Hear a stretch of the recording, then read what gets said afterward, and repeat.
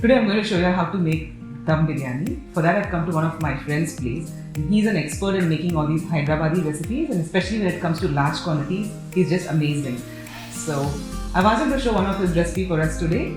So tell me, Anna, how you started making biryani? Cooking is my stress buster. I came to Melbourne 18 years ago and I love eating biryani. So I've been searching for a good biryani in Melbourne for a while, and I started making biryani myself and tried few recipes. I've improvised a good biryani recipe and I wanted to share it with you. This is my wife's favorite dish. I've taken 2 kgs of chicken. Add 1 tablespoon of coriander powder, 1 tablespoon of chili powder, 1 tablespoon of turmeric powder, 2 tablespoons of salt, 6 chopped green chilies, 1 tablespoon of cumin seeds, 1 tablespoon of pepper, 1 tablespoon of fennel seeds, 1/4 cup of oil, 1 handful of chopped coriander leaves and mint leaves. Now mix it up using your hand. Make sure all these spices and masalas are rubbed to the chicken very well. Add 2 cups of yogurt. Mix it up well with the chicken again.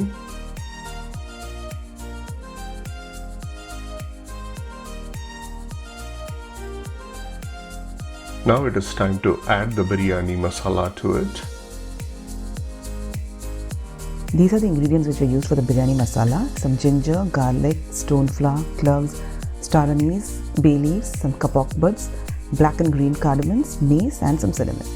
Mix the biryani masala paste with the chicken marination and rest it for at least 30 minutes. That way, the chicken absorbs all the flavors of the masala. I've taken 6 cups of basmati rice and soaked it for 30 minutes. For this dum biryani, we need to cook rice separately before adding it to the marinated chicken. To cook rice, take a separate pot with 3 liters of water. Add 2 cardamom, 2 cinnamon sticks, 2 to 3 bay leaves, 4 cloves, bit of mint leaves, 2 tablespoons of lemon juice, 2 tablespoons of oil, 2 tablespoons of salt. Now get this pot on the stove and let it boil. Now get the biryani pot on the stove. I've got a nice flat bottom vessel that I'm using to make biryani today. To that, add 1/4 cup of oil and heat it up. Then add 4 chopped onions and fry it nicely for 10 minutes or so until it becomes brown in color. Make sure it doesn't get burnt. Add the marinated chicken to it and stir it in high flame for 5 minutes. In the other pot, water is boiling.